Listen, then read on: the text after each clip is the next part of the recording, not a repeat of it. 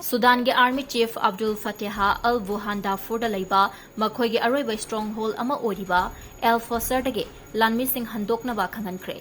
Rapid Force El-Fasar mapungfana khudum chanchin kraba matungda mafam aduda leiriba miyam gi mathakta miot minai gi thabak sing chathaki haina Phongdokhre rakhiba adubu United Nations na akanba moongda cheksin warol thamkhre.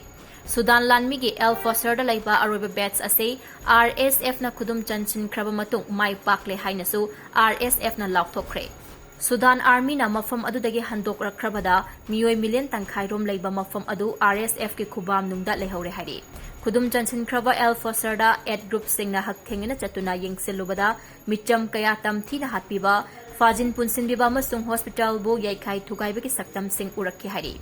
Leibak adugi army gi afdel wahar na Phongdokhre warol amada mahak na lawkiba warip adu makhata na hatna sunaba leptuna micham singda hena awawan nang handanabagi pandam dani haiki.